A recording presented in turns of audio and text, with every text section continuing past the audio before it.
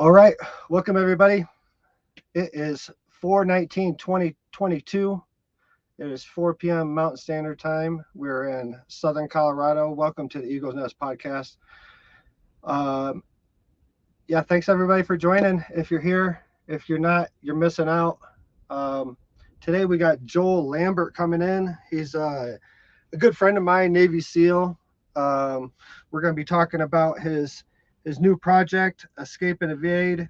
We're going to get into his healing with Iboga and other psychedelics, and we're just going to pick his brain.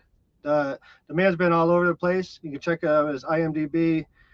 He's been in tons of movies, been on all over Discovery Channel, um, the series Manhunt. His full description is in the down below in the link for this right below us, so you can check all that out in detail. And with that, I'm just going to jump straight into it and not waste any more time. I do want to give a special shout out to our affiliates, River Moon Coffee, rivermooncoffee.com. You can go to Sacred Journeys Within website, and let me see if I can throw up our website. You go to sacredjourneyswithin.com, and there's a banner for River Moon Coffee, and we have a promo code. Text River Moon, and you get 20% off your first order. Just appreciate their support, and man, it's a good coffee. And, Jimmy's not the only one that enjoys it. So we also Mountain Rose Herbs. Mountain Rose Herbs is our affiliate. We have links to our website, and you can order through our website and get discounts for their products as well. Give special shout out to those guys. And yeah, yesterday we had True Sika for our third episode of Eagles Nest Podcast. Eagles Nest Podcast rolling right along. This is episode number 4, and we have plenty of more guests lined up, and so much exciting guests lined up. I can't get into it right now. I don't want to spoil. I don't want to take the limelight away from Joel and what he's got going on. The man did 10 years in the military, did tours in Afghanistan and other undisclosed locations around the world. And let's open it up and bring my brother Joel into the stream. Joel, Drew, thanks for having me, man. Your dreads are looking fantastic. Welcome to Eagles Nest Podcast, brother. Thank you. Happy to be here. So, what's on your mind today? What you been doing today? You've been doing some home improvements. We were talking about yeah, I've been working on my focus right now, aside from a few projects I'm working on, which we can get into later. But my focus right now is kind of on self-sufficiency. My girlfriend and I bought 80 acres out here in Middle Tennessee, and we've been working on our properties out here, really just our chickens, our orchards, our berry groves, our garden beds, our everything. So we've really been kind of investing into the land and the area and the community. Really, the word that keeps coming to me is just community, because everything that's going on right now and supply chain issues, and I don't think we want to go down that rabbit hole.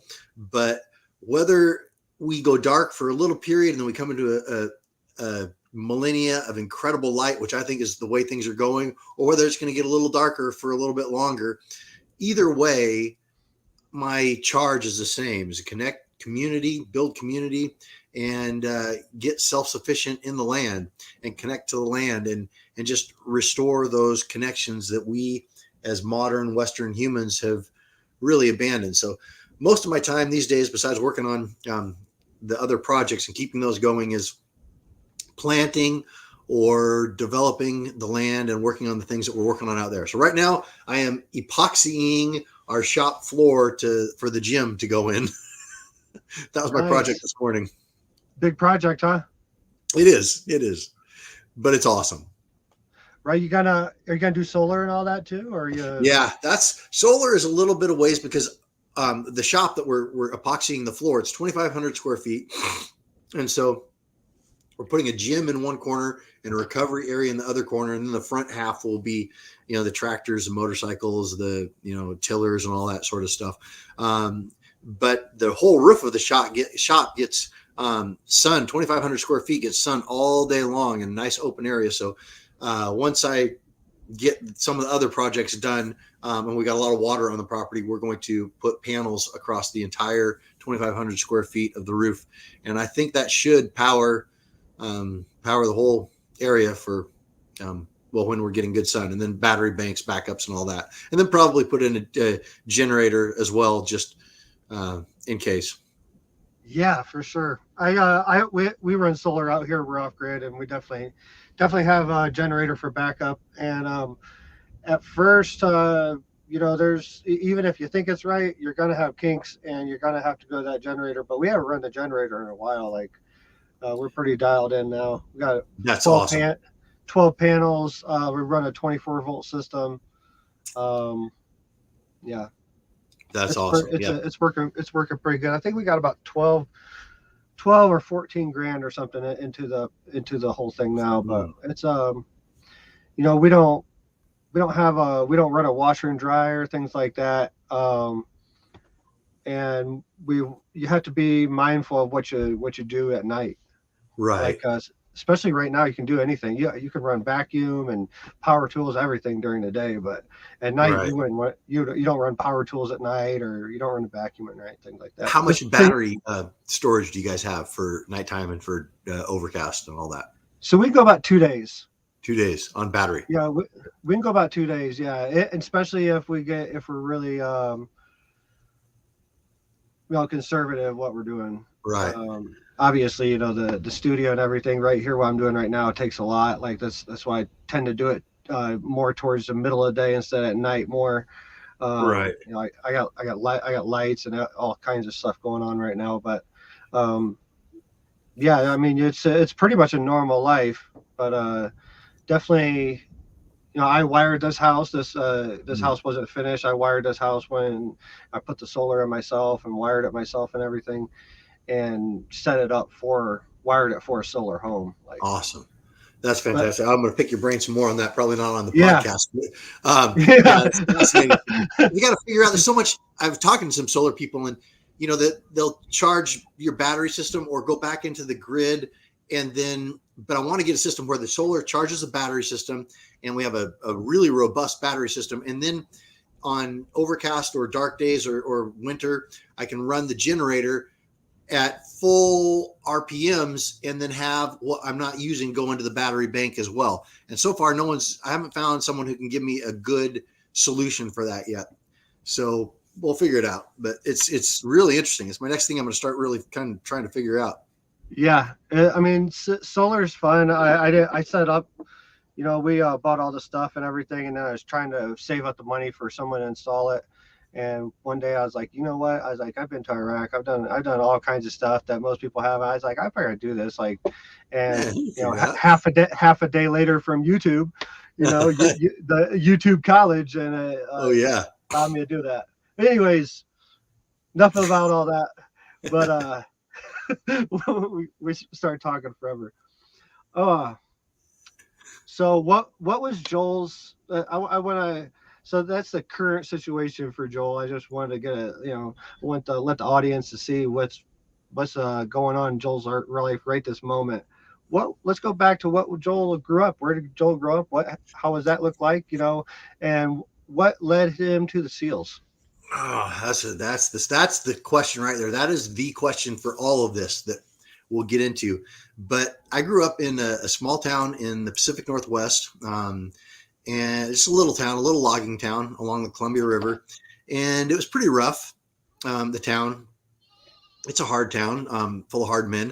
And when I was growing up, when I was young, it was a mill town. And so everybody went to high school, and then their uncle got them a job at the mill as soon as you get out of high school, and you're making really good money and working overtime, and you got a new Ford truck, and you got a nice little house and a little postage stamp of property, and you buy a new Harley every couple of years, and it's a good life. And then as I was growing up, all those mill jobs went away, and the town kind of descended into, there's a big meth problem there now. And there wasn't a lot of opportunity there. And when I was growing up, Now, I went to college just because that's what you do, not because I had a career in mind or something that I wanted to study in particular. And so when I was in my early 20s, I was still in the hometown I grew up in, and I started having a pull inside. And I understand what all this is now. At the time, I didn't know what it was, but I started getting this pull to do something. I don't know what it was, but there was a pull to do something. And the way I described it to myself back then was I needed a challenge that was physical, mental, spiritual, and just comprehensive. I needed the challenge. So I'm thinking, what would that be? Am I going to climb Mount Everest? Am I going to do some crazy extreme sports? Am I going to, what does this look like? And when I was about 10 years old, my dad had a friend who was in the Navy, and he came over for dinner one night. And after dinner, we're sitting, or my parents are sitting in the sitting room having coffee, and I'm just kind of flopping around there, about 10 years old or so. And this guy, my dad's friend, started talking about this program he was involved with when he was in the Navy, or he was still in the Navy, that he went through the Navy whales or something. And I wasn't paying much attention, but I remember him talking about how they tied his hands up and tied his hands behind his back and threw him in the deep end of the pool to survive. And that got my attention. I was like, oh shit, what was that? What's he talking about? And he talked about how he swallowed water and passed out, and they pulled him out of the pool and pumped his stomach out, and then revived him and said, are you ready to go back in and finish it? And the guy was like, no, I'm done, I quit. And that always stuck in my head. I had no idea what it was, some Navy whale thing. I didn't know. I was 10, but it scared the shit out of me. And I was a swimmer growing up, and I was the kid in the deep end of the pool with the mask and the snorkel, the weird one that the lifeguard's blowing the whistle at to get out of the pool when the session is over. I was a water baby. And so every single time I got in the water, since I heard that story, I thought about what would it be like to be tied up and thrown in the deep end to just survive. And that got in my brain, and that little lizard stem in the back here, and it stuck, and it scared me, and I didn't think I could do it. And so when I started really thinking about what it was that I needed to do, what I was being pulled into, I thought the only thing that still really scares me and scares me the most is that. And of course, at this point, I knew it was the SEAL teams and the SEAL program. What age? What age did you finally realize it was the SEALs? And I don't know when I really realized it was the SEAL teams, but now I'm like 21, 22 years old. And I'm thinking back, and I'm like, well, the only thing, I know I can climb Mount Everest with the training, and I know I can do this, and I know I can do this, but I don't know if I could be a SEAL. And that scares the shit out of me. So that's what I have to do. And so that's why I did it, because that was a thing that I wasn't sure I could do, and the thing that scared me the most. And so, that's, if I give life advice to anybody who's, moving into manhood or adulthood, or working through their personal hero's journey, I would say you find what scares you the most and walk straight towards it, and walk all the way through it, because you have to die before you die if you ever want to really live. Wow. So choose death. Yeah. Because it'll lead you to the most amazing life you can ever comprehend. So 2021, when you made the decision to go, and so that's when I made the decision. And when did you start? So I got in the Navy when I was 24, was when I started BUDS. So 21, 22 is when I was having this uneasiness and this desire to do something. I figured out what it was I was going to do, and I started talking to the Navy people. I read every book I could get on the SEAL teams. There weren't very many at the time. There are now. I read everything I could get on BUDS and SEAL training. And I talked to the recruiters, and I got myself in shape. And I started training this program, and I did nothing but take cold showers every single day and train every day. I did this workout program to prepare me for BUDS, which is physically brutal. And then I enlisted in the Navy. And when I was 24, right after I turned 24, I believe, is when I started BUDS, and started in class 220, broke both of my legs and got double rolled, and finished with class 222, and went to SEAL Team 2, and then SEAL Team 4, and then the Naval Special Warfare Center, and did 10 years in the SEAL teams. And it was probably it's the greatest time and the worst time of my life. It was the most powerful thing I could have ever done, is really what it was. Yeah, I totally get that. Yeah. I totally get that, man. I was regular Army, but I was a forward observer. I was Colt team, combat observation lasing team. But in 2006, I went Special Forces selection, which is, Mm-hmm. 26 days of hell, and Right. lost like 40 something pounds, and Oh yeah. massive sleep deprivation, massive messing with your mind. Just it's a mind That's game, what it like is. constantly mind game. Like everything they say and do is just all mind game. So I can only imagine like the tempo of buds. Is I've talked to people who's been through both. Uh-huh. Been through both schools, and man, buds is just it's a totally different thing and a totally different Buds animal is in it. So it's all getting to your brain. It's all getting to the mind. But in buds, they get to your mind through your body. They yeah, challenge and destroy your body really, and get to your mind by breaking the body. And so, without a doubt, buds is the most physically difficult selection process for any of our special operations forces. I'm not. It's not. That's not to say it's the most difficult, but it's the most physically difficult. That's the way it plays out. It plays out in the physical, and it's rough, but so rewarding. how many times do you think about ringing the bell? Only one time, seriously, did I think about it. I mean, some people, I never. You can't think about that. You can't entertain that. But there You was can't one let it. night You in Hell can't let Week. it in. No, you can't. You can't let it in. If you let it in, if you entertain it, it's gonna you give it power.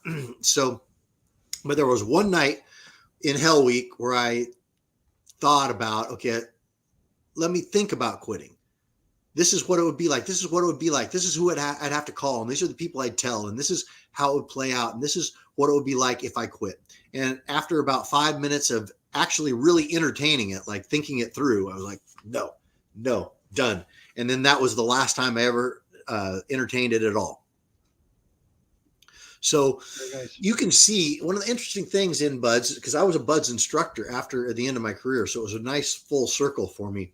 But one thing I saw when I was a buds student and as an instructor, that students in first phase, which is where everyone quits. I mean, they quit all the way through, but first phase is where we get all the quitters, and How Hell many? Week especially. How many did you start off with? How many did you end up with? Oh, well, Um, you transitioned because of injury, but what's a normal attrition rate for that? Normally, it's about 80% Eight. don't make it through. So, and most of those quit. Probably about, I would say, probably 70% of the people who don't make it quit, and the other 10% that don't make it, maybe 60, 70 quit, and then 10 to 20% fail something. There are things that you can fail physically, and then there are certain things you have to do. There are certain times you have to make in some of the physical evolutions, and there are certain physical brutal things you have to go through that you have to succeed at. And some of those things you can not make it and get washed out from. So I'd say probably 60 to 70% of the people who don't make it, out of the 80% that don't make it, are quit, and 10 to 20% they get washed out because they're not able to make the run times, or they're not able to make the swim times, or You got in obstacle pool, course times and stuff like yeah, that. pool competency, or at the range. Once they start getting to weapons, we move. The thing is that in buds training, you are brought into a classroom, you're sat down, you're briefed. This is what's going to happen. This is what's going to go down. This is what you're going to do. This is what you're not going to do. And this is how it's going to happen. 1, 2, 3, 4. And if you don't do that, you're out. Okay, let's go do it. And then you go and you have to perform, and you have to perform it perfectly. Otherwise, you're out. And sometimes on the next day, they'll give you another chance for that, but then you're out. But that's one of the things we're testing. Can you sit down? This is what's happening. 1, 2, 3, 4. And then process that, and then go out and perform that under the most extreme duress we can put on you, because that's what we want. Is we want the guy that can calmly and cohesively just do exactly what he needs to do with everything going on, all kinds of distractions, and in the worst possible position he could be in? And can he make that happen and think clearly under the worst circumstances? Because what we're trying to do ultimately, and you're aware of this, but for everyone out there listening, what we're ultimately trying to do is we can't shoot at the people that we're trying to see if they can be Navy SEALs. We can't put them in real combat. What we have to do is we have to simulate the stresses and unfairness and just horrible experiences of combat in other ways that hopefully don't kill them, although it does happen on occasion, and see how they respond to that. Because that is what we're looking for, a certain response in incredibly horrible circumstances. Very, very similar. I've obviously the tempos, physical tempo is much more at Buds, but selection the same way. We started off with 390.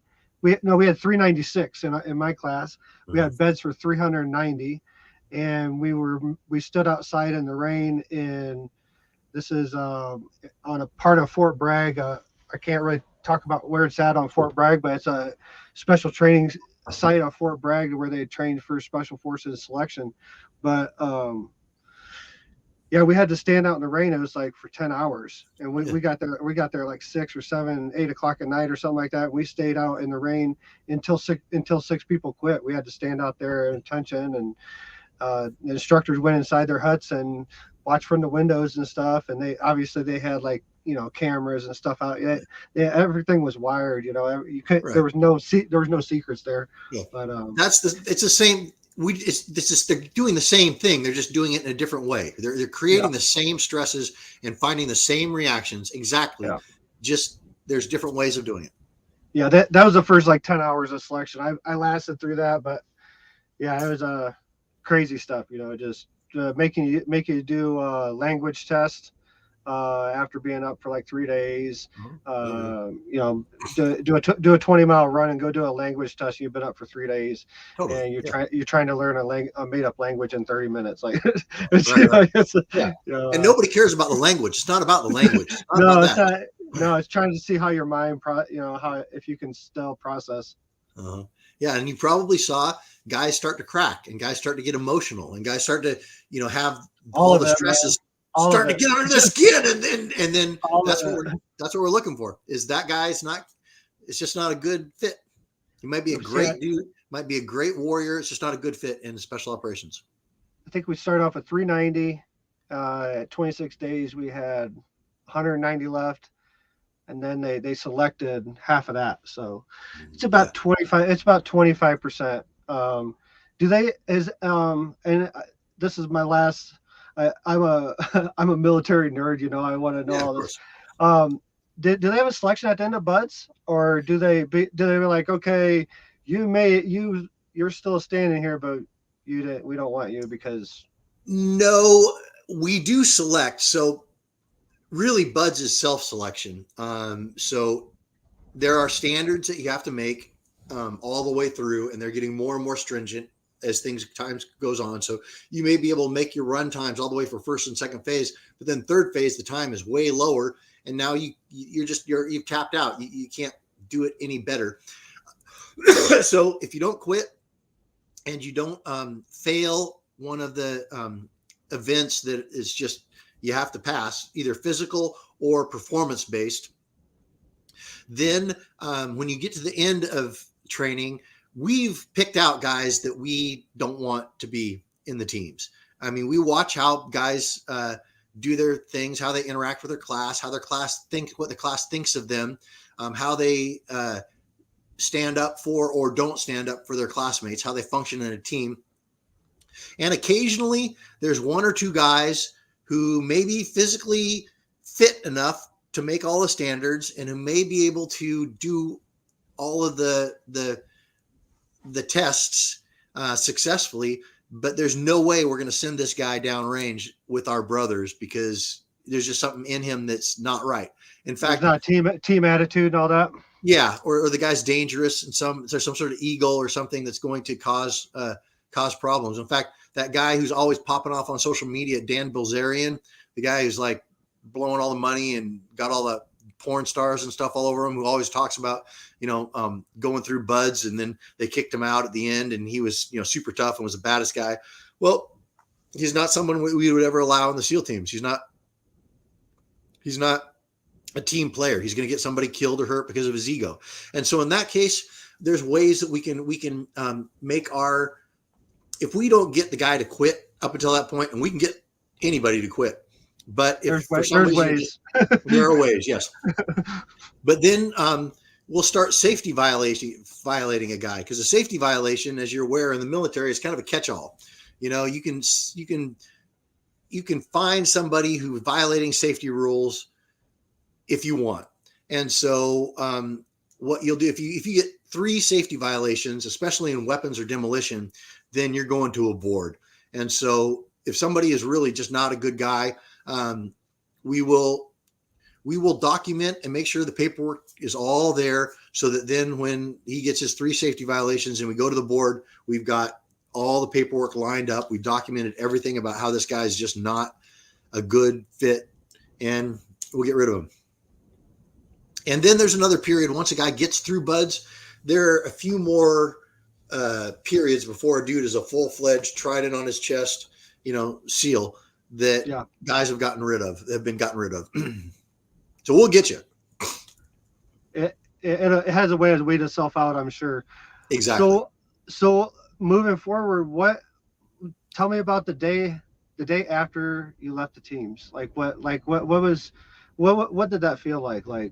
What was it like? Open your eyes the day after your last day on the team.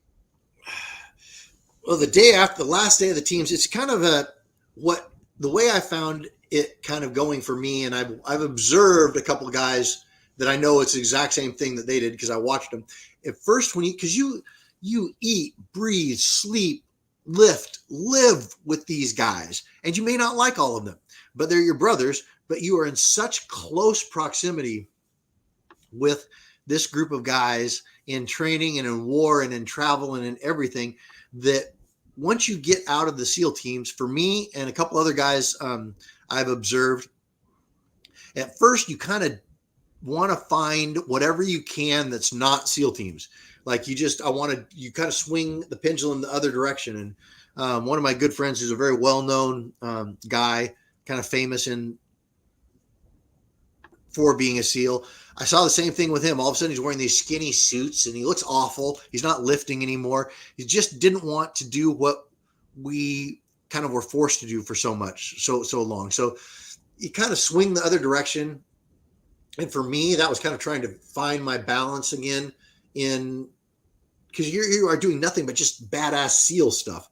You don't have any energy or time for anything else. And so now I kind of wanted to expand and kind of give energy and intention to things that didn't have any room for energy and intention when I was in the SEAL teams. So and that was 10 years. The whole time was team time. Yes. So there's no other. Yeah. Yeah. That's a big. I really wanted transition. I wanted to, and it's also like transitioning out of a unit like the SEAL teams is like,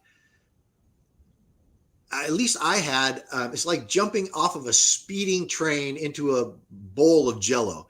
I mean, it's like time goes so fast when you're in a unit like the SEAL teams, because everything is full. Every moment is full. Time all of a sudden starts speeding up, and you're around civilians, and it's like you're an F-16 trying to fly next to a Cessna, and there's no overlap in their speeds. There's no speed that an F-16 can fly that a Cessna can fly.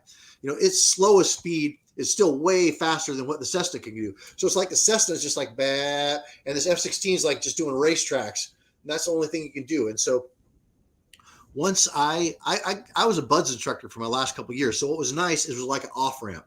So I'm going 110 on the freeway, and at least I had a little bit of time to slam on the brakes and slow down. So I hit the surface streets at like 60, 65, still way too fast, but at least I was able to throttle back from full on deployment.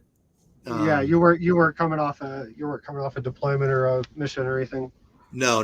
I had 2 years at San Diego to slow down and kind of start start settling back into civilian life a little bit. So I'm very grateful for that. Amazing.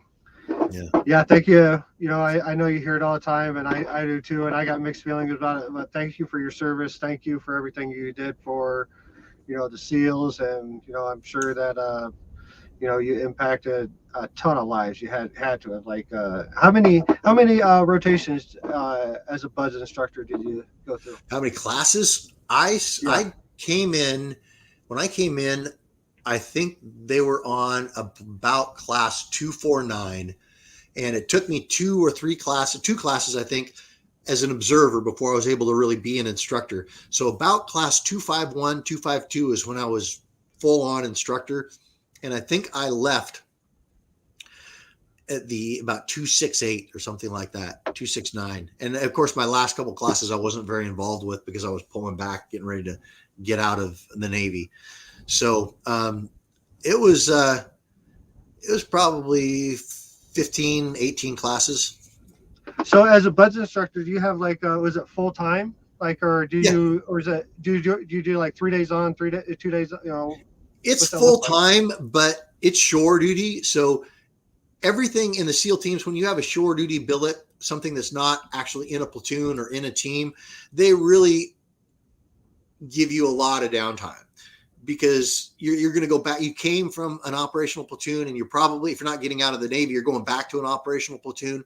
And so shore duty is like, okay, get your college degree, spend time with your family, travel a little bit, take as much time off as you really want. So it's really easy to take a lot of time off and expand your interests a little bit while you're doing shore duty. So they do a good job of giving you room to reconnect with your family, take college classes, start a side business, whatever it is. So the number one question on people's minds, what's your thoughts on naps now? Do you take naps? Does Joel take naps now? I don't take naps anymore. I used to nap so much when I was Man, I love it. When I was an East Coast SEAL, I would nap. This is how my day would go. I'd show up at 7 a.m. for muster at the team, and meet with my platoon, and then we go down and do quarters with the whole command, and then we do our morning PT, our morning workout, which is brutal. So maybe it was a 2-mile ocean swim in 32-degree water, or maybe it was a 14-mile state park run or something like that. You have a hardcore. When you're in the SEAL team, the physical training, the PTs are brutal. So you do PT for 2 hours in the morning, and then you shower up, and then about the time you finish the shower, the gut truck shows up outside the command. So you go out and get a big burrito and a Arizona iced tea and go sit in the platoon hut and eat this big burrito. And then you have about an hour of work, and then you have lunch. And so I lived like 6 minutes outside the gate in Virginia Beach. And so I'd jump in my Mustang and I'd rip out and I'd drive home. I get like an hour and a half for lunch. I was already full. I just had a brutal workout and a giant burrito. So I'd hop in my hot tub for about 15 minutes, and then I was out, and I go take an hour nap, just crash out for an hour. And then I drive back and work for about 3 hours and be done. And that's when you're in garrison, when you're at the team and you're not doing anything, there's no training going on. And so I would nap a lot. And as a SEAL, I mean, the sleep, you never get very much sleep. And so you get this ability to just sit back and just sleep anywhere you're at. That's military in general. That's military, yeah. That's military. I could sleep. My wife talks about it all the time. She's like, I don't know how you could sleep. You should sleep anywhere. I was like, well, have you seen some of the places I have slept? Like, yeah, exactly. But then, so this is interesting. This ties us into some of the medicine and all that. So when I got out of, let's go. We can go right into that. So okay, this is a good transition. So on naps. So when I got out, one of the things I realized that I was fucked up. I wasn't significantly fucked up, but things just weren't plugged in. Things were disconnected from parts, things that just kind of got disconnected from the life I lived in the SEAL teams, you know? And I think everyone in the military has a degree of this, and people in the SEAL teams and in special forces and Ranger battalions and things like that probably have a little bit more. And I realized that I needed to reconnect a lot of things. And one of the things I got involved with was meditation. And so I began a meditation practice. I started sitting with a Zen group, and then I learned transcendental meditation. And I was going through the classes, learning about the meditation. And one of the things the instructor said is that when you start meditating frequently, and you start a practice, your brain and your body will heal from traumas that you're carrying around that you don't even know that you're carrying around. And it'll be a very strange process, but it'll just start healing. So expect that. And I'm like, okay, hippie, I don't know what that means, but all right, sounds good. And so I'm starting to meditate. And in transcendental meditation, you meditate 2 20-minute sessions a day, one in the morning and one in the afternoon. And so I would constantly be sitting my meditation, and I'd be sitting for 3, 4, 5 minutes, and I would get insanely sleepy. Like I can't keep my brain, I'm going to just pass right out in my meditation. And so I asked my instructor, I said, I'm fighting through it. I'm trying to finish my meditation before I go to sleep, but this is really weird. And she's like, well, remember what I told you, that your body can heal from traumas and stuff? And she says, how much sleep did you get when you were in the SEAL teams? And I'm like, wow, none. Like never. When you're on a training trip, you're working 14 to 18 hours a day, and then you sleep a little bit after you clean weapons and everything, and then you're back out, if you even get that, or you're doing like a long reconnaissance. And then when I was home, when I was in garrison, like we were talking about, and I'm not on a training trip, or I'm not deployed, then I'm going out and drinking until 3 a.m. with my platoon mates, like 4 nights a week. So I just abusing my body. So I did not sleep. 10 years of just really not sleeping. And she's like, it's your body just catching up. Just let it happen. If you feel like you need to sleep, just stop your meditation, lay down and sleep. And so for like 2-3 months, dude, every single meditation, both morning and afternoon, I would start meditating, and I would just have this overwhelming urge to sleep. And I'd lay down, and I'd get between 30 minutes and 2 hours of the most blissful nap I've ever had. And I did this twice a day for like almost 2 months. And then all of a sudden it just stopped one day, and I just didn't need that sleep anymore.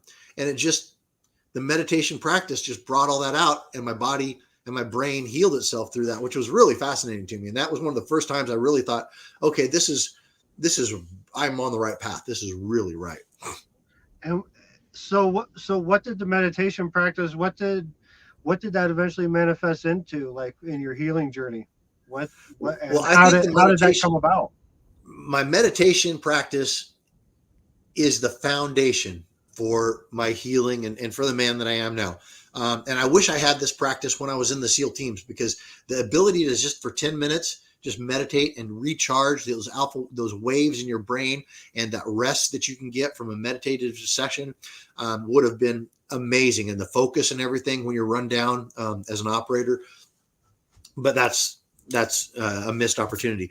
But what it is now, it was a foundation of my healing. And when I found the entheogens, and when I went through the Iboga and the 5-MeO and the ayahuasca and all the other things that I've been brought to in my healing journey, I am firmly convinced that my meditation practice, the depth of my meditation practice, and the length that I've been a practicing meditator, is directly related, if not directly responsible, for the results that I've had and the experiences that I've had with the medicine.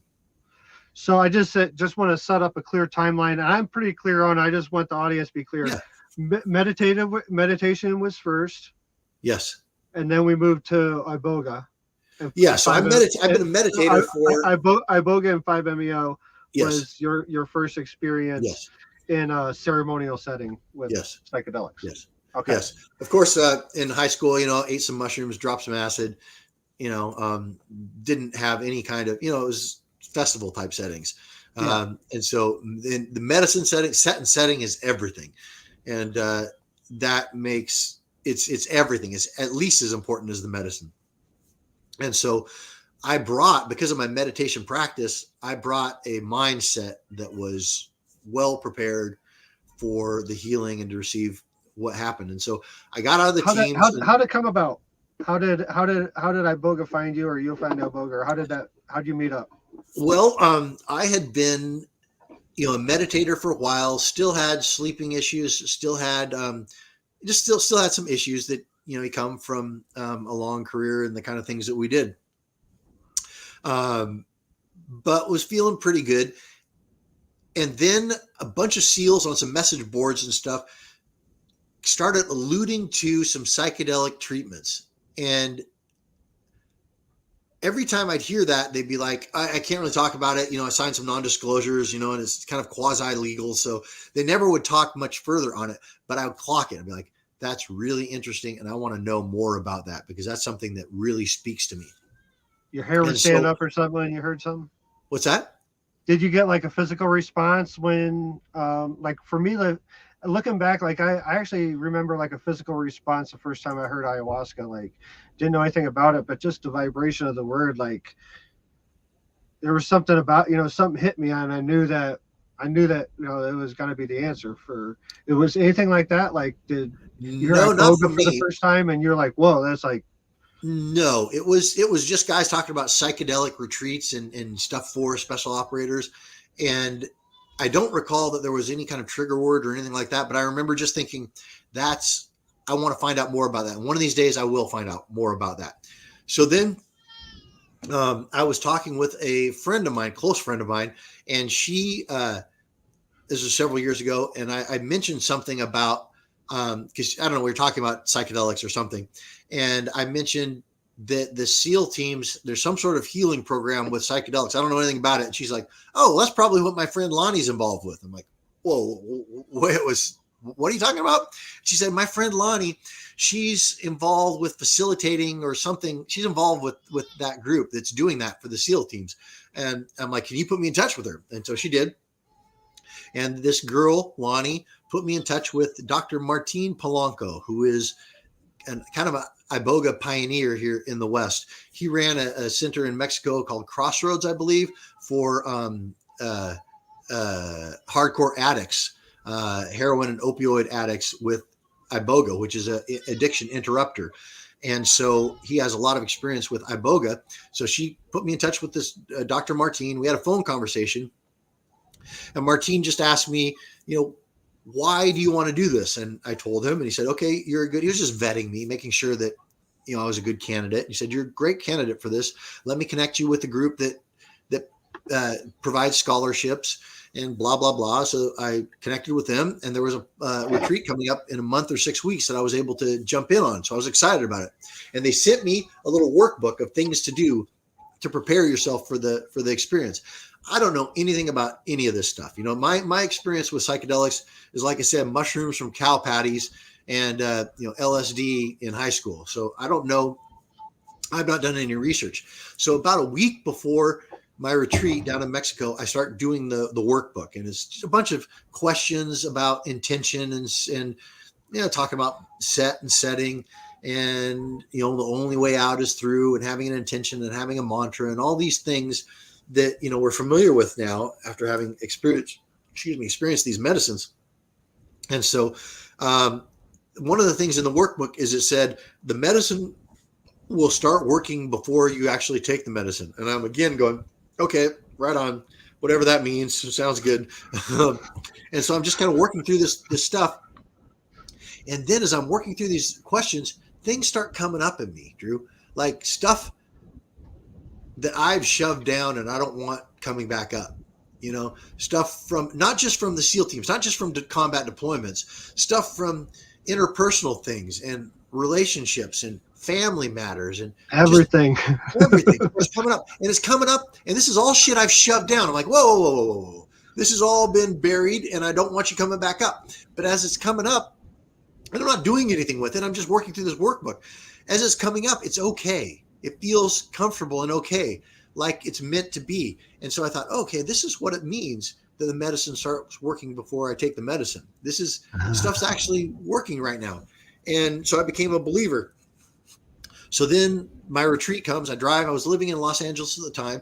I drive down to San Diego. We meet for lunch in San Diego. It's the last meal we're going to have for a while because we do the Iboga in a fasted state.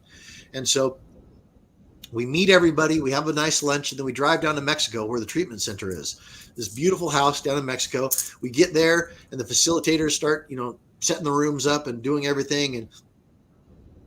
And then that evening, we have a little meeting around the fire, and we write down what we want to get rid of, and we burn it in the fire, and we go around the circle, and we say a few things. And it's a bunch of SEALs and one Rangers, so it's not like we're all talking a lot about how we want to heal our hearts and hugging each other and shit like that. We're all pretty reserved in what we're about to experience. And then Dr. Martine gives us our Ibogaine, the essence of Iboga, which now I know a little bit about Iboga. And what I really know about Iboga is the great granddaddy of psychedelics. And it's not, Iboga is getting beat with a baseball bat. It's kind of, you don't really go any place above Iboga as far as hardcore psychedelic experiences, which really fits very well with SEALs and combat vets of all sorts. But you got to be prepared for it, because it's not an easy thing.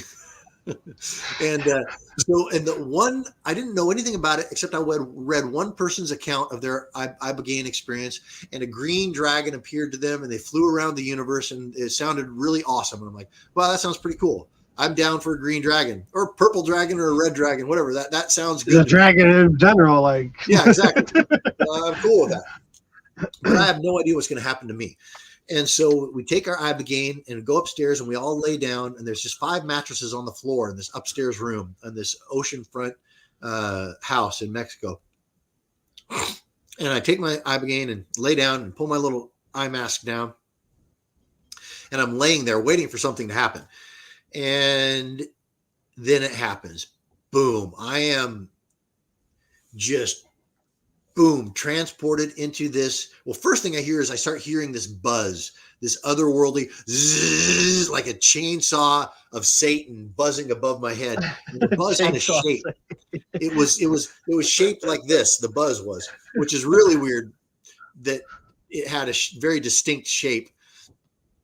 But I am just transported into this alien machine hell of just this fractals of this alien machine thing. And it was intelligent. It was an alien intelligence. And when I say alien, I don't mean like, reptilians or grays or little green men or any kind of alien like that. I mean, so alien, I would not have recognized it as intelligence, except for just having known that this is an alien intelligence. It was so unrelatable as a human being to this experience I'm having. And I won't go into all of it, but none of it made any sense to me. It was all just complete. It was an alien machine, fractal hell. And that went on all night long. I started vomiting, just dry heaving. And so I remember people lifting me up, and I'm dry heaving. And now I know I was purging energy. At the time, I didn't know what I was doing. I'm just dry heaving, 6, 8, 10, 12 dry heaves. And like the kind that like physically cramp your body and you have to recover from, like painful dry heaves. And then I lay back down, and I'm back in this hell. And this goes on all night long. And at some point, there were these soulless humans all around me. It was very dark. It was very, very dark. And I remember trying to make sense of it. Like, where's the green dragon? Or what does this mean? What does this mean? And I could find nothing meant anything to me. And at some point during the visions, I just let go. And like, whatever the medicine has for me, I'm here. Let it come. I'm not going to try to judge it. I'm not going to try to figure it out. I'm just going to let it come. And I just let the visions come and let me be in this hell. And that went on all night long into the morning hours. And probably right around noon or 1, I had to go to the bathroom so crazy. I finally was able to get up and crawl and kind of get myself to the bathroom so I don't piss my bed.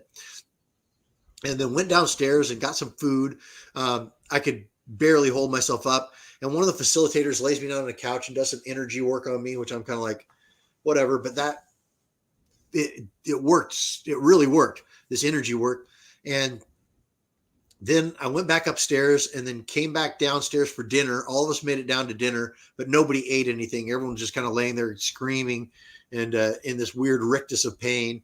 And then back to bed. We went back to bed. And sometime during that night, the second night, the fever broke and I came out of it. So there's two stages to Ibogaine. There's the visionary stage, which is the alien fractal hell. And then after about, I want to say, maybe 20 or 24 hours, that portion stopped and you went into the second phase, which they call the contemplative or the integrative phase, which other people talked about being able to journal and being able to discuss and talk and, think about things. It wasn't like that for me. It was like sleepwalking. I was in a trance, this weird trance. I was not out of it, but I was not fully in the visions anymore. And so I was in that weird trance until some point in the next night, the following night, during that sleep, somehow that trance broke and I came out of it. And the next morning I woke up feeling like shit, but feeling like myself again. And then I went downstairs and I was so hungry. I haven't eaten since, 2 days prior. And I'm about to just start shoving breakfast in my mouth. And the facilitator says, you still have to stay in your fasted state. We're doing the 5-MeO DMT in a couple hours. This is Sunday morning. And I remember thinking, more psychedelics. Yeah, I think I'm pretty good. I think I got my fill. So all the guys come downstairs and we're going to do the 5-MeO DMT. And I don't know anything about the 5-MeO. I don't know that it's frog venom at this point. I don't know anything. And we sit around the fire again. And the facilitators talk about how this is a nice bookend to what you just experienced. And it's a short experience. And so we're going to go subsequent order. So I was number 3 out of 5 for the 5-MeO DMT. And they said, go outside by the pool. It helps to journal a little bit. We'll come get you when it's your turn. And so I go out to the pool and I'm there with my journal and a journal. I don't have a journal. I was there with a notebook and a pen. And I'm sitting there and I write, I don't I. And I put the pen down and I'm like, my hand, my brain, and my intentions are all they're all discombobulated. Nothing is working in concert, in sync. And as I put the pen down in frustration, I have this epiphany and I feel myself. And I feel clean. I feel purified. I feel like every little scar in my soul from my entire life, from when I was 2 years old, from when my parents divorced, from bullshit in high school, from buds, from combat missions, from bad breakups, from everything in my whole soul has been wrapped up and pulled out of me. And I only know this because I feel its absence. I didn't even know it was there, but now it's all gone. And I feel so pure and so fresh and so cleansed. I've never felt like this in my life. And I just sit there and I just savor this feeling. And I remember thinking, if this is all I get from this weekend, this is more than I ever could have imagined. This pure reset, it was incredible. And I remember writing, I sat there. And as I'm realizing this and I'm feeling this feeling, I hear our first 5-MeO guy scream like his head is being cut off of his neck in the house about 50 yards away. I'm like, wow, okay, here we go. So I'm just sitting, savoring this feeling, even with the screaming going on. And then it's my turn for the 5-MeO.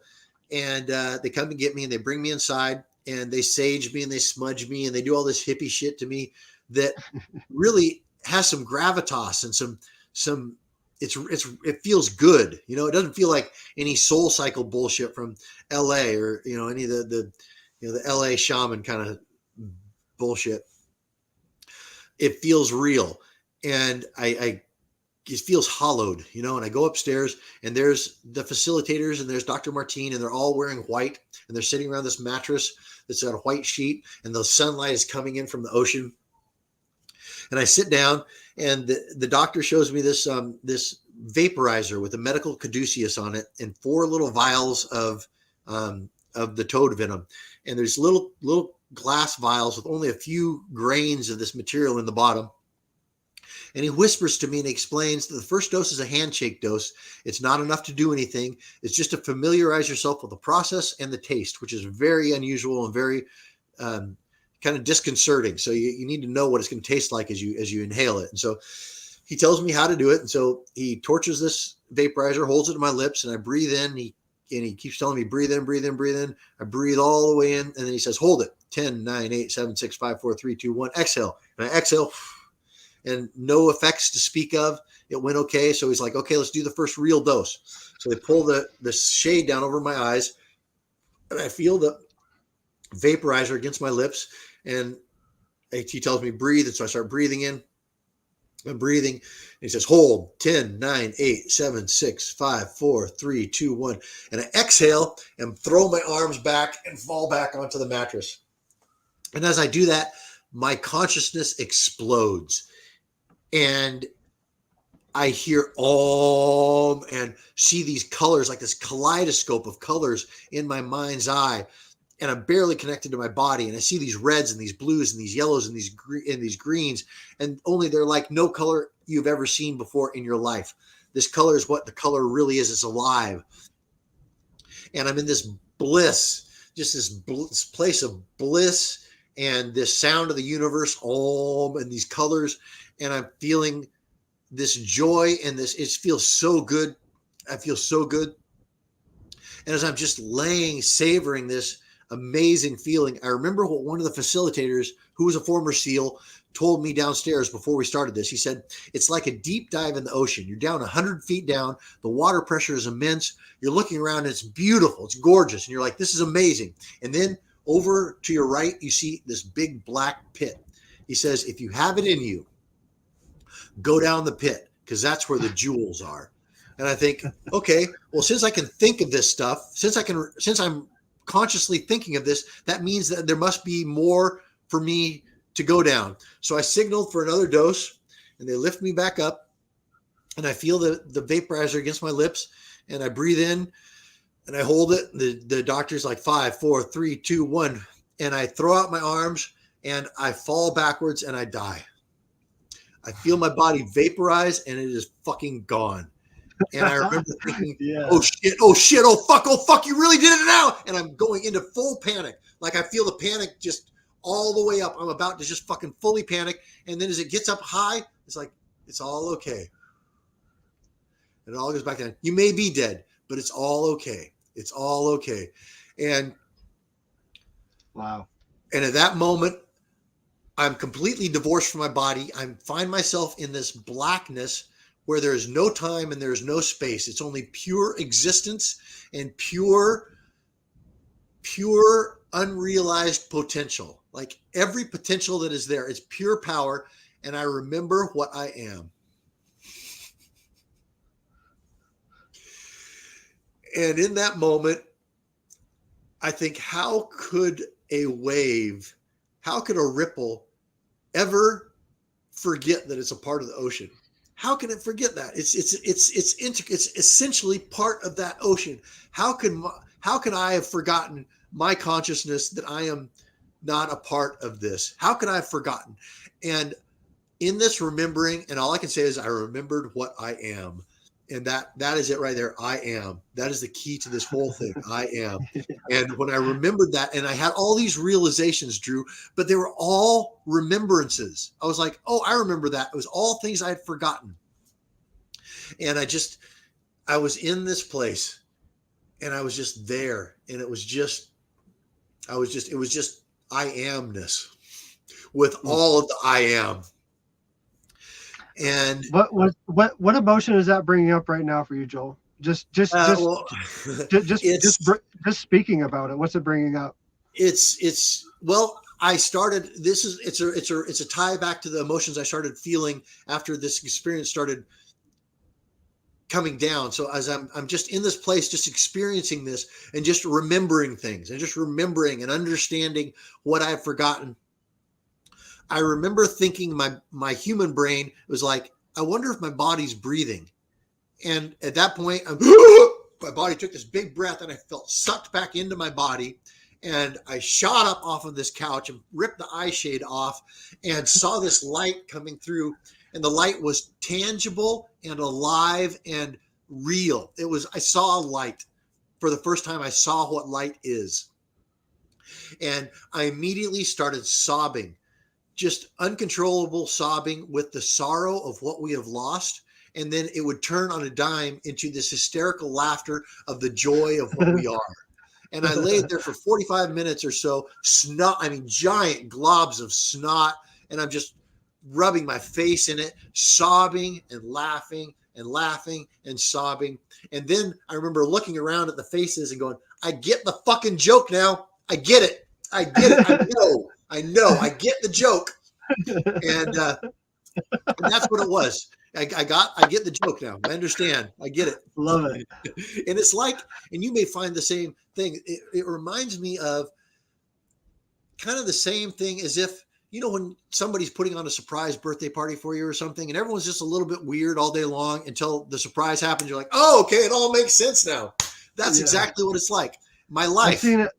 I've seen this. I've been through the experience many times, and I've witnessed, being that we founded me and my wife founded a church a few years ago, and so many ceremonies. Sean's in the chat room, one of my good buddies from back in Ohio, done plenty of ceremonies with me. And but I've got to see that so many times, man. And it's just, it never gets old. It never gets old seeing someone else hit that, because you know what they're feeling. I know what you're feeling right now. Like I know what it's like to relive a vision. I know what it's like to see a vision for the first time. I know what it's like to see the truth for the first time. Like it's and to give up your form, never be the same. And be the universe and then come back into form. That's it's a heavy thing to carry around, but it's the most freeing thing you could ever do. It is, and I don't know if I would even call it heavy. It's heavy if we start conceptualizing, but to experience it, it is. I am, you are, we are. It is. Yeah. It is. It really is. It's not. There's nothing. It's the truth. It's truth. It's the real nature. I want to say hi to again Sean in the chat room, good friend of mine.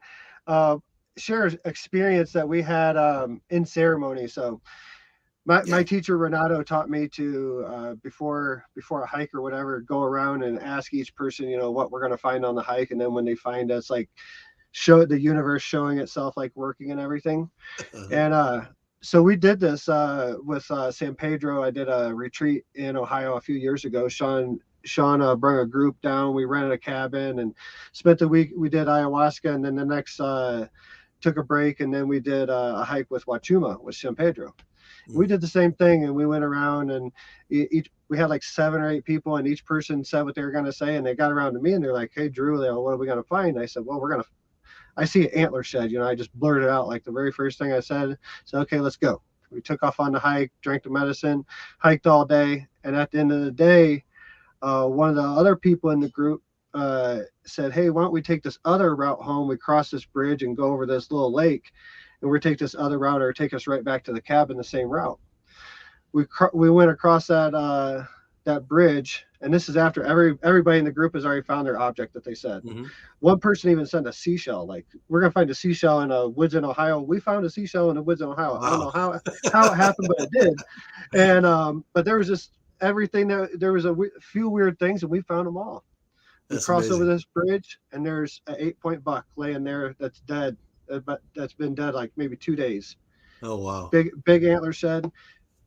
Like I know Sean, if he's still if he's still here listening, he dropped onto his knees. Other people, just the moment that confirmation was that the universe is, and that's why I can't wait for you to. I hope it happens this year that you come out and do San Pedro with us, and we go hiking and show a different side of this whole ceremony thing, to where you can see the ceremony is all. It's really everywhere. It's not inside even, it's just everywhere. And that was just a huge moment, and it changed my buddy Sean. It changed his life, changed his trajectory of life. He's got a business now, that everything's just falling in line for him, and it's just I wish everybody could integrate the medicine the way he did. So shout out to Sean. And right on, Sean. Yeah. No, it was incredible. And then that was the big experience. Obviously that changed everything about every moment of my existence and everything I've thought and seen. There's just no way to not be fundamentally transformed after an experience like that. And my girlfriend, she and I then we went down to Costa Rica and did a ayahuasca retreat together, which is just amazing. We like to. Was that Rhythmia? What's that? You went to Rhythmia? No, we went to Soltara. Yeah. And it was awesome. It was 2 years ago on New Year's Eve when we went down and we did, because she's had a few experiences, but she didn't have that kind of experience that I had on the Iboga and the 5-MeO. And so we went down to do an ayahuasca retreat. It's funny. I did ayahuasca for the first time in Los Angeles in an ayahuasca circle several months before we went down to Soltara and did the ceremonies down there. And because at that point I was just super fired up about the medicine, and it's not the medicine. The medicine is a key that opens the door.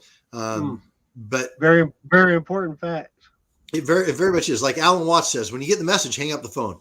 But I mean, it's but I went and did ayahuasca in this retreat, and I was all fired. I was ready. I'm like, it can be a super dark experience. I'm ready for that. Or it can be a super light experience. I'm ready for that. Whatever the medicine has for me, it has. And so I drink the medicine, and then I drink the second dose, and I'm getting nothing. And that was the one thing I was not prepared for. Was you said whatever I had. Exactly. But I didn't think about that. I didn't think that was going to be an option. And the medicine's kind of just laughing at me, because Mama Ayahuasca, she's gentle. She's not like Iboga. It's like a cricket bat to the back of your head. She's much more loving. And so I really felt strongly, as I'm not having an experience, is that I started having a little bit of an experience, and I felt very strongly that the medicine was just letting me know that I'm healed and there's no more deep work to be done. It's all been done, but you can come back and visit whenever you want. You can come reconnect and come get little course corrections and come ask questions and come revisit, which I will do often. But I really felt that things had been healed, and that was amazing. So then we go down to Soltara. My girl and I fly down to Costa Rica, and as we're like the 3 weeks or 4 weeks before the retreat, we went on the dieta. And so we didn't go very, very strict, but we're limiting some things, limiting caffeine, limiting other plant medicines and those sorts of things. And as we so I meditate 2 20-minute sessions a day. And we get down to Costa Rica, and I set my alarm for, my 20 minutes. So I do my 20-minute meditation. At the end of the 20 minutes, I just, for some reason, hit it again and did another 20 minutes, and then hit it again, did another 20 minutes, did a full hour meditation without a moment of boredom or difficulty or anything. And then my evening meditation, I did the same thing. And so the whole time we're in Costa Rica, even before the medicine, I'm meditating 2 hours a day. And then we have the ayahuasca experiences, and they were beautiful. She had a more difficult experiences because she had not really had she hadn't had the dark work done. And I had, so my experiences were all very light and very awesome. I mean, there were some ones where I was spazzing and purging all over the place, but they were awesome. They were light experiences. But what was amazing is I was meditating 2 hours a day, and my meditations were incredible, just amazing. And then after we got back, after we finished the retreat, for like 4 or 5 months, I'm meditating 2 hours a day, and I'm having these incredible experiences in meditation. And I can't do that. I don't have the attention span to sit down and concentrate and meditate for 2 hours a day. But for some reason, that's just where I was at. And then it was a beautiful time period. And then I had a stroke, and that stopped that for a while. And I've been recovering from that for the last year. But man, the medicine has just been, it's been the key that has really opened the door. And there are other aspects to that. My meditation practice is a huge one, but the medicine is that key, man. And man, it can just facilitate things that just can't happen in any other way. that frequency, man, you know, it is the true medicine, and Yeah. all of it's just aspect of the frequency. And yeah, wow.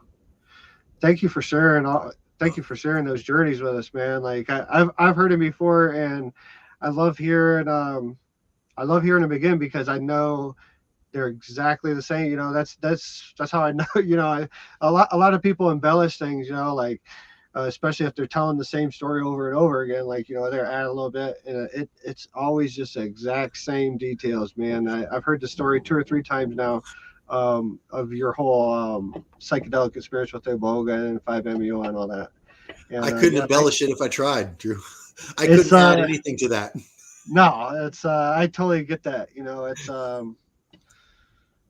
it doesn't matter what the storyline is. It's about what's the effects, and obviously, you know, it changes people. You know, we had a guy here from New Orleans. His name Cardell, and he's a good friend of mine now. He's come to tons of ceremonies with us, but shouldn't say tons, but a few ceremonies with us, and had some really profound experiences. But when he was a DJ when he first, you know, he's still a DJ now, but his nickname was the Dirty Cajun. And after 2 ceremonies, his first 2 ceremonies with us, I said, "Yeah, you think about changing your name, your handle?" I was like, "I think you should be the Hippie Cajun." And he changed his handle and everything. So he went from awesome. the Dirty Cajun to the Hippie Cajun. So I love it. Yeah. Dr. Martine calls me the Monk SEAL now. Yeah. So let's talk a little bit. Let's get a little bit deeper in this. How the hero's journey, the warrior archetype. Yeah. What's that about, and like what did the medicine show you that you were misunderstanding before about the hero's journey?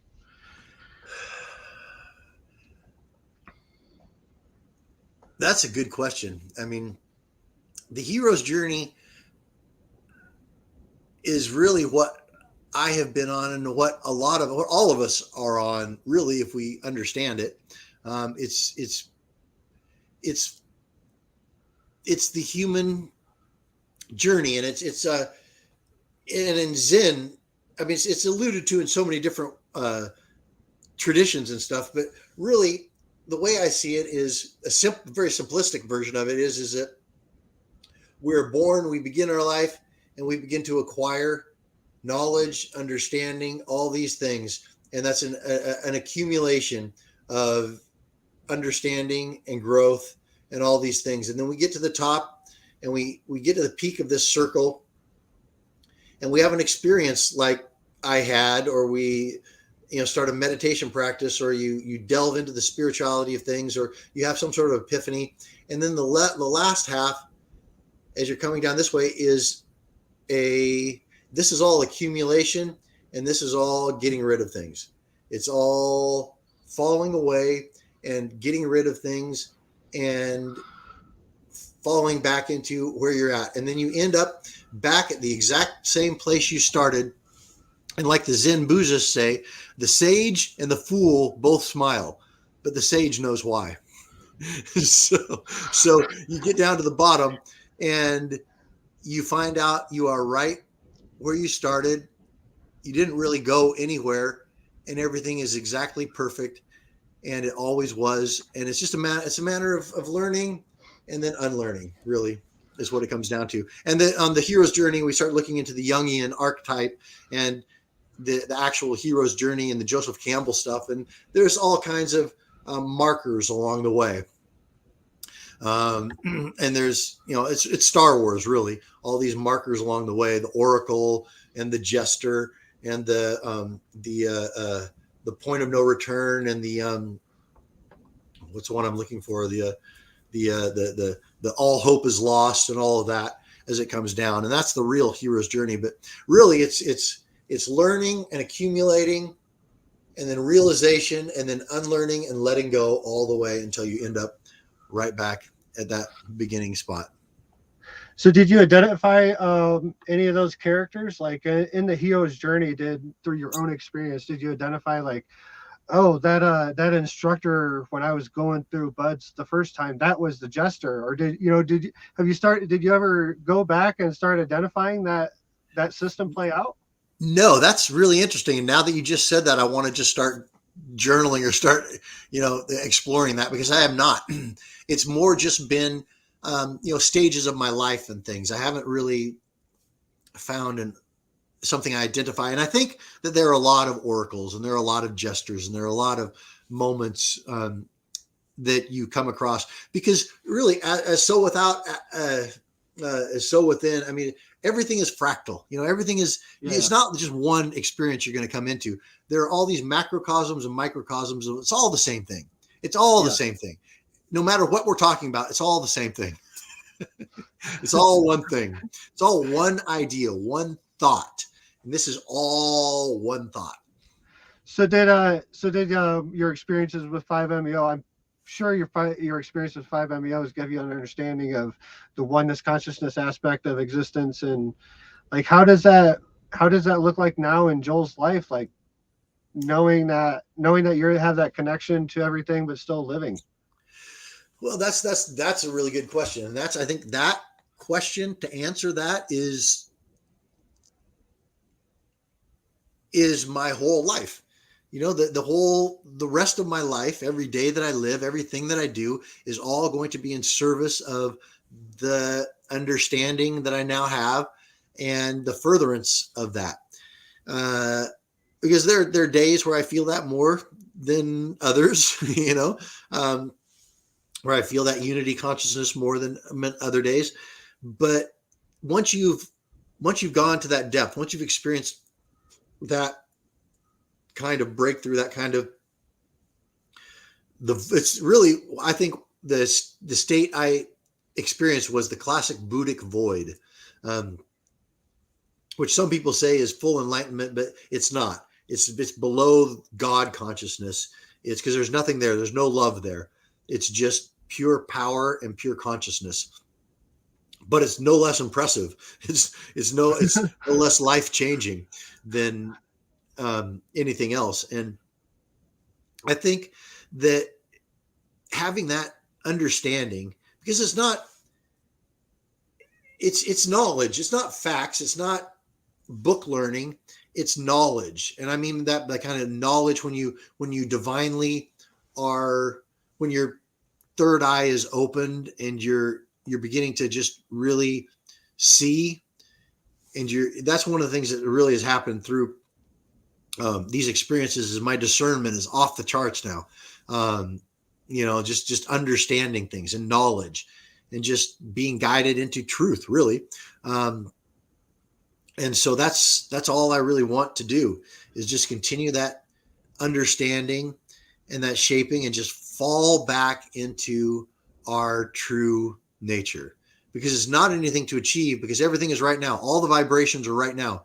Heaven and hell exist right in this right now. It's all right now. There's nothing but this one glorious moment, and just living fully in that is all that anyone needs. Man, for a while, right after that experience, I was like, all I'm going to do is I'm just going to go meditate for like 6 hours a day, and I'm just gonna have my own ashram in my own little house. I'm gonna eat when I need to, and I'm not gonna talk to anybody, and I'm just gonna meditate, and I'm gonna take care of my chickens, and that's the whole life I'm gonna do. And my girlfriend was a little concerned about that. But, I mean, she was supportive, but at the same time, she was like, maybe there's still more life that you have to live before you fully retire. The balance is important. It's the spiritual message is one thing, but it's real easy once you see that. I did the same thing. As I did 2 ceremonies, Friday, Saturday. With the very next Friday, Saturday, signed up for 2 more. Did a daytime on Sunday morning. It's just like I couldn't get enough. Yeah. I couldn't get enough of the truth until I got the full truth, and then it was like, okay, like I think I had enough for a little bit. Yeah, this is the truth right here. This is all it. This is this one glorious moment. There's nothing. Just every breath. Mm-hmm. I asked ayahuasca one time. I said, "How connected are we? How's how connected is the physical to the spiritual, like everything that happens. And it gave me a vision of this butterfly like flapping its wings, and went just one flap. And I seen it like in a dimensional field, in a 3D like picture. Right. And then I seen all dimensional fields, this huge wave from just this energy of the butterfly flapping its wings ripple across all dimensional fields through all time and space. And as it emanated out, it got bigger and bigger and bigger. Wow. I was like, That's whoa. awesome. And that's how, well, no, that was the answer on how important our words are. How important are our words? How important is a prayer and all that stuff? And it said, this is a better way to show it. This is a butterfly, and this is how it affects the dimensional fields. So That's you can beautiful. imagine how your words affect the fields. Oh yeah, absolutely. Words are very, very powerful, and thoughts. Yeah, well, the I am, that goes back to Jewish teaching, the original Jewish teaching, the Elohim and all that. The I am, and so are you. The Vedic teachings on doing the I am meditation, and doing the morning meditation when the sun's rising, with the I am mantra.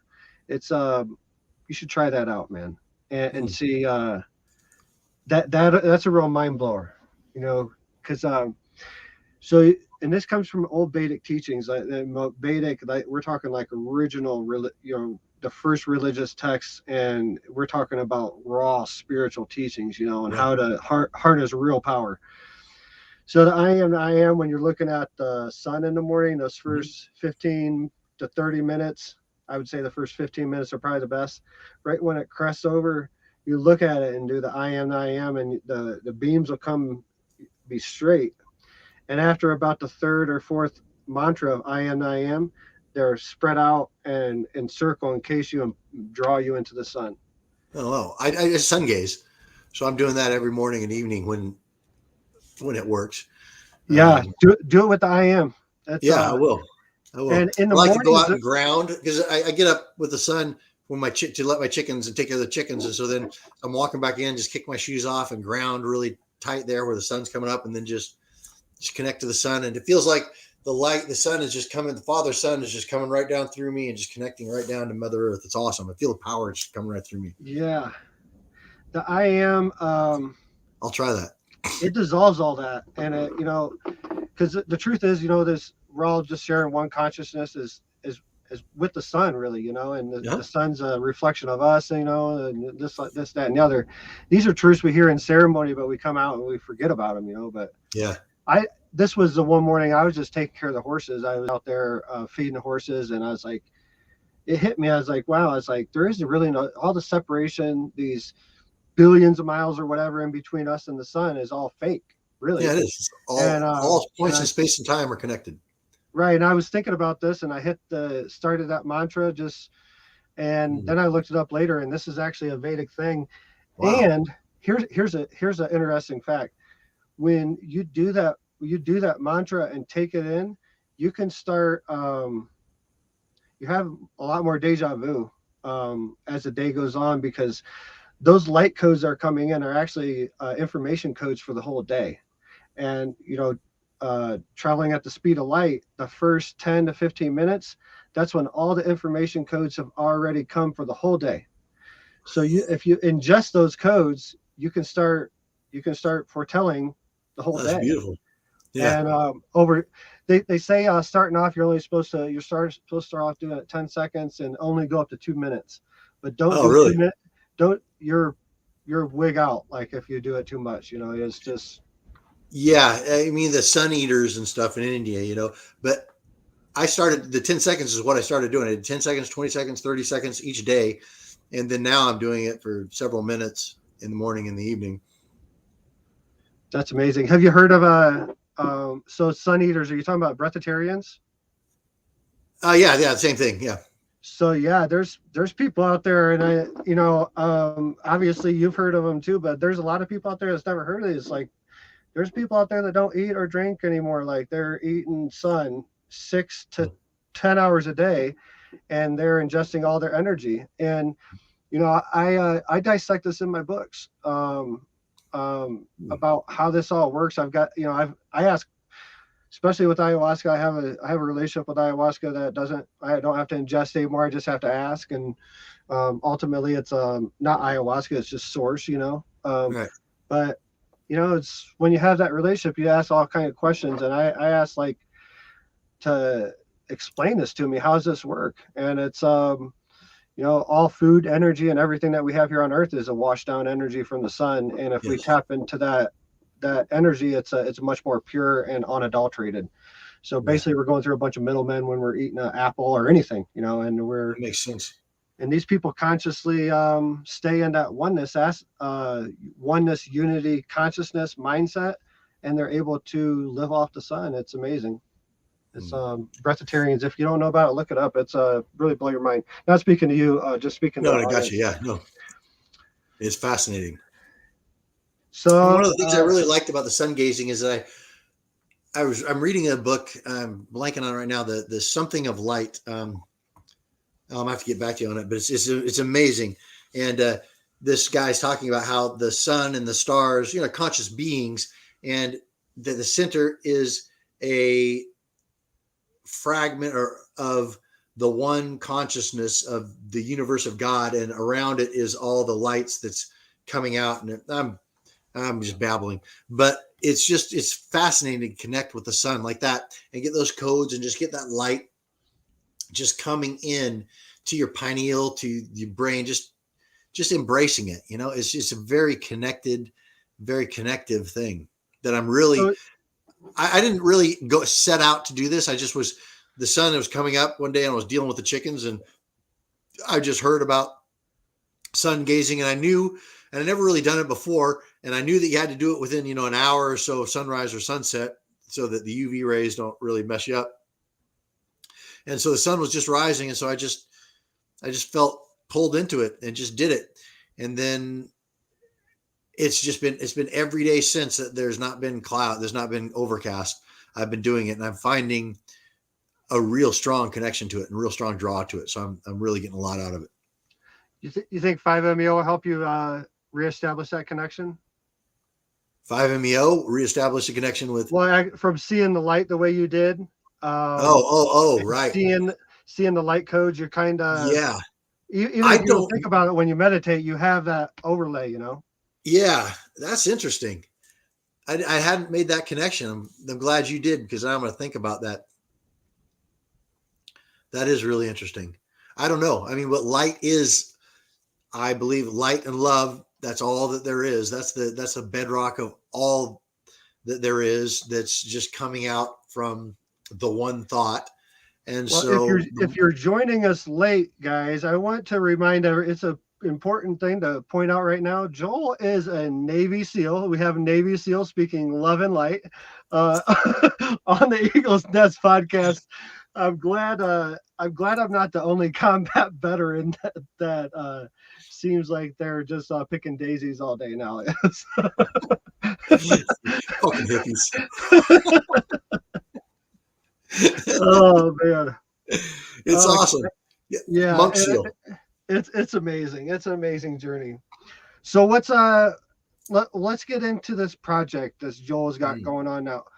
Before we get into that, let's talk about Manhunt. Let's talk about what Joel has done. Like what's he done? What movie can we find Joel after I got out of the SEAL teams and everything, make a long story short and just kind of give you the brief overview. I was working in LA and Hollywood. I had a lot of friends that were producing and stuff. So I'm doing a lot of tech advising, specialty weapons work. I'm in front of the camera a bit. I'm also consulting on things. And then I had a friend reach out to me who said, hey, I have a friend of a friend who's putting together a television show. Everybody's putting together a television show. Everyone's got a script, whatever. He's putting together a show, and he's looking for former special operations guys who have a strong tracking and escape and evasion background, which I had. And so I sent my stuff to this guy's friend, and he immediately called me in 5 minutes, oh my gosh, I look at your resume. This is amazing. And I talked to him a couple different times and did a little Skype interview for him. And then he had this show he wanted to do on escape and evasion. And so he called me up and he said, hey, can you come out to the Palm Desert with me, like Palm Springs, like Coachella area, and shoot. I want to shoot some stuff on you. And I'm like, I already talked to this guy, like, 5 or 6 phone calls. I'm like, actually I can't. I got other stuff going on. And the guy's like, well, I'll pay you. I'm like, okay, well, I can make a couple $100. He'll put me up in a hotel out at Palm Springs. I can go run around the desert, shoot his shitty little sizzle reel or whatever with his little buddy with his little handy cam. And then I can go climb in Joshua Tree on Sunday and then drive home. Sounds like a good deal. I can get out of LA for the weekend and have somebody pay for it. So I go out there, and as I pull up to the hotel, it's not some Super 8 hotel. I'm pulling into a cul-de-sac in Palm Springs with Bentleys and Rolls and Ferraris, parked out front of this hotel. I get to my room, I check in, the phone rings, and hello. And this woman's like, Mr. Lambert, I know you're not scheduled. I'm so-and-so. I'm the production coordinator for this weekend. And I know you're not scheduled to work until tomorrow. But Sarah Davies, the vice president of Discovery International, has just flown in from London. And she's wondering if you'll have dinner with her tonight. And at that point, light bulb went off over my head. I'm like, okay, this is actually something real. This is legit. I probably should have done a little more preparation before I came here, whatever. So I go out to dinner with Sarah, meet her. She's awesome. Big British woman, really hilarious.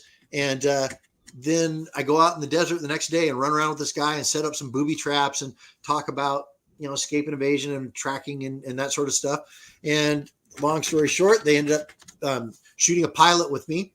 And the pilot went really well. They showed it around, did their focus groups, and they picked it up for series. And so I did 2 seasons of Manhunt on Discovery International. It aired in 240 countries and territories around the globe. The only country I know that it didn't air in is Canada.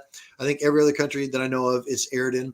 And I would insert in foreign countries. I'd cross borders I wasn't supposed to. I'd come up through the ocean. I'd skydive in places I wasn't supposed to be. And I'd ping them. And then their country's Special Operations Force, Fugitive Recovery Team, or Specialty Tracking Unit would send all their assets after me and hunt me down while I'm doing anti-tracking, counter-tracking, indigenous skills, booby traps, whatever I could do for 3 or 4 days as they track me and try to take me down before I make an extract point. And it was legit, and it was hardcore, and it was awesome. Any close calls? Did you almost get caught? Oh, yeah. Well, I got caught a couple different times. And several times my cameraman got me caught. I seen a video where the other day, I think you posted on Instagram or something where you jumped on a boat and took off on a dock right before they got there, and they were pissed off that they didn't. Yeah, they were. That was in Scotland. Those guys were great. They were the ghillies. So ghillie suits. These are the original Scottish trackers, and they're amazing. They're fantastic. They're gamesmen. And they're the ghillies, which is pretty funny because I made a ghillie suit for that episode and fooled them with it, which was right before I made my extract point. But they were fantastic trackers. All of the units I went up against, they were excellent. But there were a lot of real close calls. A lot of people got injured severely because it was a real show. We were really doing this. And one guy one of my producers got stabbed through the neck by the flying fish and almost killed by flying fish. All kinds of crazy stories. I'll have to tell you that one time. It was amazing, and it was an awesome show. And then I did another show called Predators Up Close for Animal Planet and Discovery Channel, and a bunch of other one-off shows, and narrated some things, and really had a great time with Discovery Channel for quite a while. But it kind of cemented my place as kind of one of the world's authorities on escape and evasion. And so what are you working on now? So what I'm working on now. So after I got in a motorcycle accident and it smashed my foot, so that's why I couldn't continue on with the show. But I was always asked by press outlets or by fans, when are you going to do a tracking course or escape and evasion course, or are you going to do things that we can come learn from you, or you can have an online course? And I thought, well, one, I'm not going to bring a celebrity with me or anybody out with me into the field because my cameraman gets me caught. So I'm not going to bring Kim Kardashian out there and try to, actually do an escape and evasion with some, something like that. Yeah. But after I got my motorcycle accident, I started messing around with virtual reality, and I went up to the Norway and Sweden and shot a bunch of stuff with virtual reality cameras, and it was awesome. And I was really enamored and fascinated by virtual reality. But virtual reality is very difficult to participate in without a whole lot of equipment and a whole lot of expensive filming and CGI and manipulation. But augmented reality is a digital overlays on the real world. So if you're looking through your camera screen on your phone or something, there are digital overlays in the real world. So augmented reality for advertising, for gaming, for military applications, for educational, for tourism, it's massive. And all the big companies, Samsung and ABC and Apple, Google, all these companies are putting billions of dollars into hardware and software for augmented reality.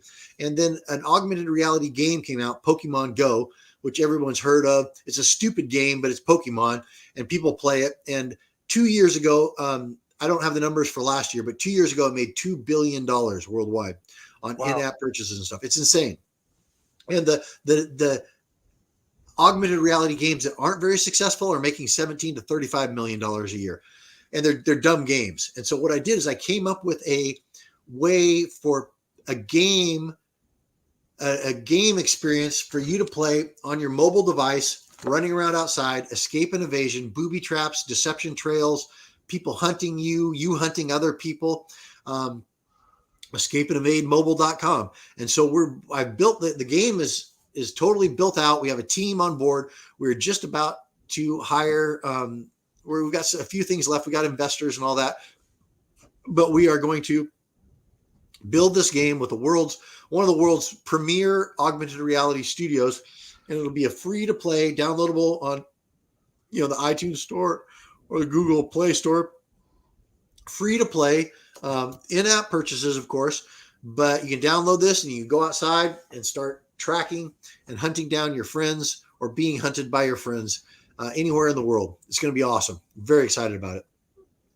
Right. And so this is footage that you've collected. So this is basically, you're the star of this.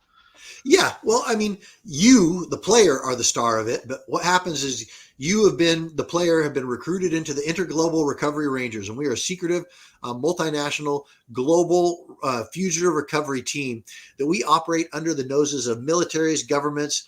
Nobody knows we exist except for a few highly placed assets. And we track down the world's worst terrorists, evil masterminds, and whatever. And we take them out and we bring them to justice. And you as a player have signed up for this. And now you're going to be trained by me. I'm training you to be my replacement, be the most amazing hunter taking down all these bad guys. And then I go rogue. And then the whole storyline starts unfolding. And you got to figure out what's going on. And then you choose if you're going to be the hunter hunting people down, or if you're going to be hunted. You're going to be setting booby traps, and you're going to be setting deception trails and trying to get away while people are hunting you down, or you're the one hunting people.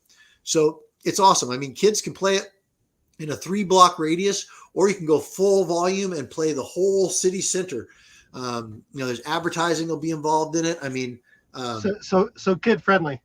It's very kid friendly. In fact, it's super kid friendly. I designed it for it to be ultimately kid friendly. Your kid is going to be on a screen, but it's going to be outside, breathing fresh air, running around, interacting with other people, and doing physical stuff, learning strategy and skill and stealth and all these things while he plays a game.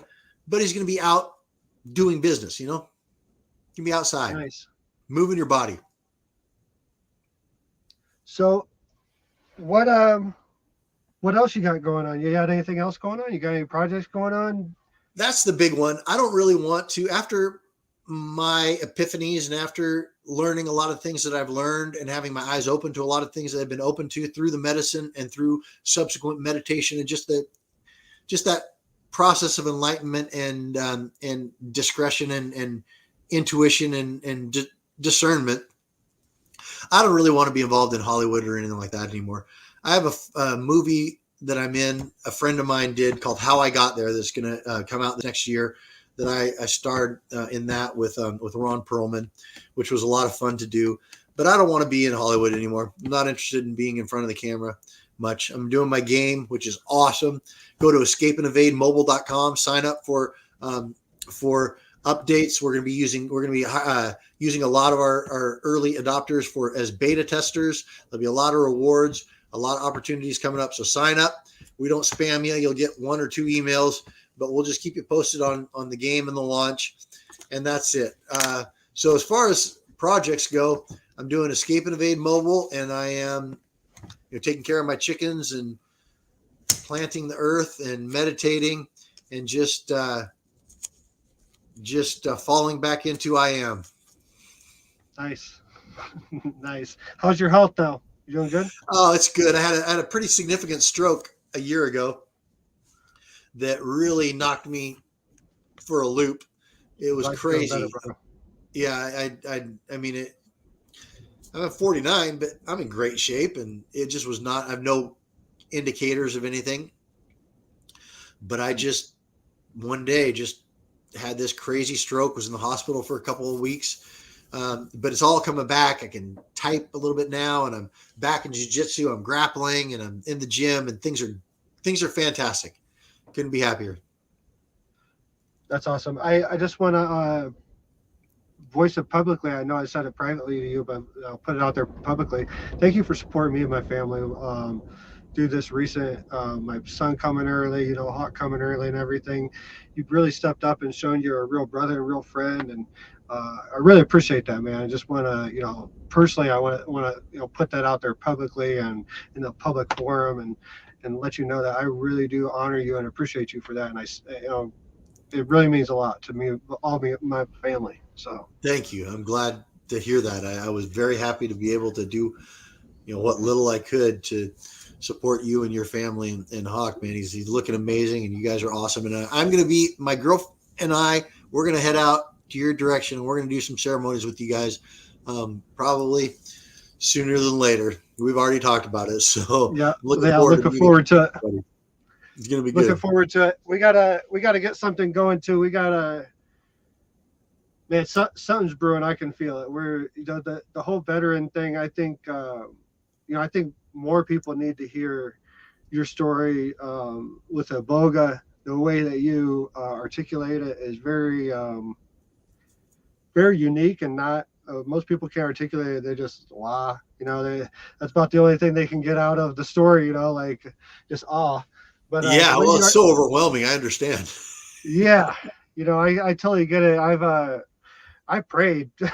I prayed for the ability to articulate, my vision, because I saw how much they affected me, and they're not. I don't own them. Obviously, when you see them, you realize you don't own them. They're not yours. No. It's all one thing. Yeah. So what's your message for the people? Like, what's your final message for the people? Like, we're closing this out and about to cut this off for the day. But what's your final message for the people? If you could say anything, what would it be? I think the only thing, I'm just going to say what some other people have said better than I can say it. And one of my favorites in the psychedelic and spiritual world, Ram Dass, love each other and tell the truth, because we're all just walking each other home. Beautiful. Hey, listen, I'm going to send you a link too when we get off here. Ram Dass, it's a song by Dirtwire.